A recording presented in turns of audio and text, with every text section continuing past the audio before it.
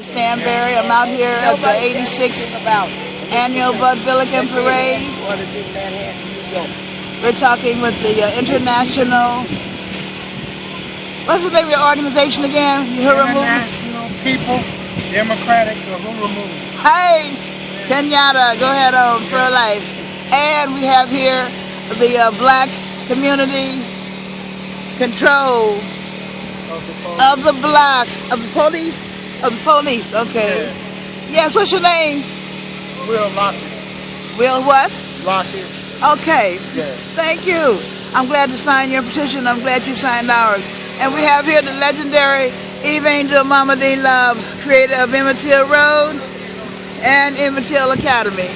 Hi, Mama D. Hi there. So now what are you doing today? Well, thank you. Let us start with, thank you. What we got? Okay. Do you see this tree here? If something is wrong with the leaves and the branches, if something is wrong with our children and our grandchildren, you check out the root. It is the root of this tree that holds this tree in place. And I know a lot of young people, particularly the millennium, and they think that the leaves and the branches is what's going on, and they can do without the root. But in the 60s, we turned this world upside down. Amen. Now that we are 60s, we must turn it right side up again. And if not us, then who? And if not now, then when? I am a Jim Crow genocide survivor. We as a people don't even use the word survivor. And yet the United Nations has said that the chattel slavery was the greatest holocaust in the history of humankind. And here it is. We have all of these young black men who have been killed either by police straight up or in the custody of Hold it up a little bit higher. Like Sandra Hold it up a little bit higher. Bland Yeah. was and is. So this is just something that says that we need to economically as well as spiritually succeed by all that we can during the month of August so that we can circulate the black dollar and create jobs. And then on September 1st through September 4th, do not buy anything from any person for any reason. And why do we need to do that? We need to inconvenience ourselves. We need to comprehend that the Confederate States of America, who wanted slavery today, slavery tomorrow, and slavery forever, because 246 years from the cradle to the grave, from sun up to midnight down, a daily life of terror and torture was not enough, so they wanted to keep that slavery going.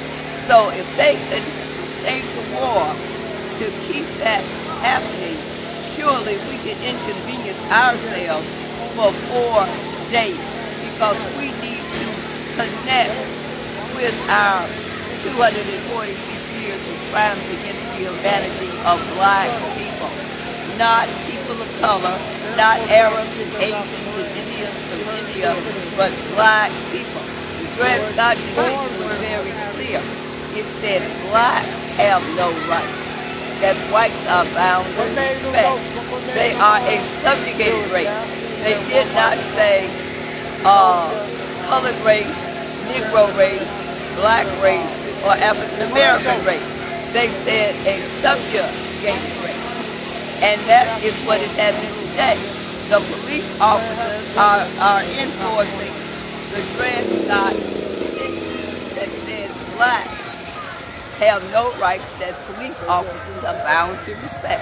And all of these young people are victims of maybe jaywalking or having Standing on the corner, having a broken tail light, right, or just running away, yeah, or anything that definitely would not have given them a death sentence.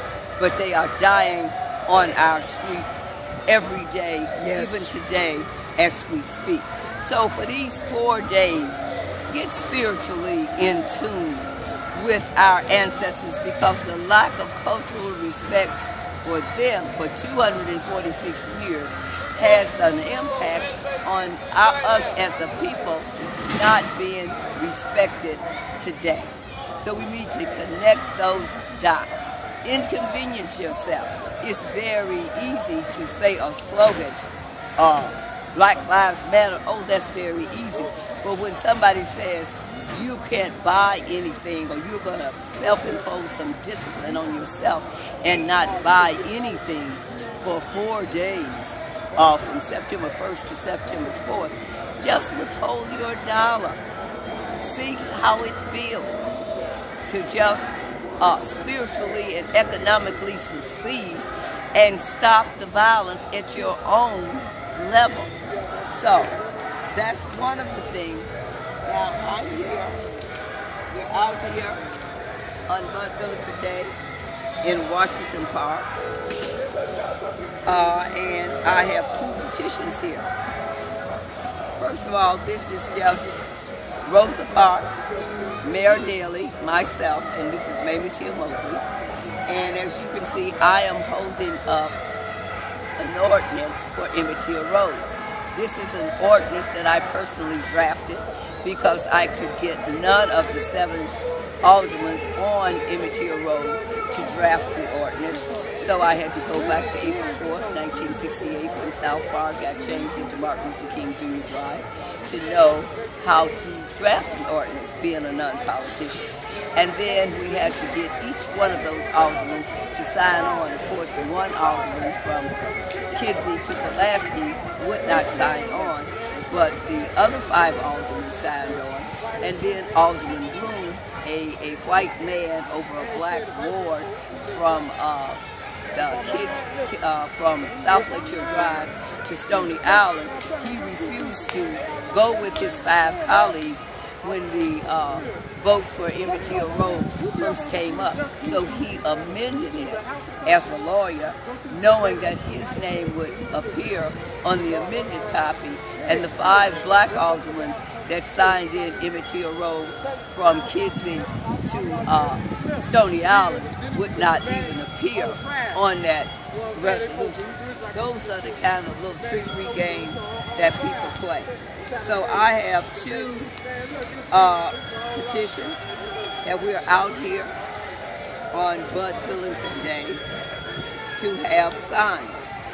One is cash the check, because Labor Day is coming up, and we have never dealt with what Dr. King talked about when he came to Washington, D.C. On August 28, 1964. Well, of course, there were 17 paragraphs in his I Have a Dream speech, but the I Have a Dream summary of 3 paragraphs is all that you hear about, and so the other 14 paragraphs have just been thrown in the garbage, including the purpose of the march. We have come here to dramatize a shameful situation that the Negro is not free.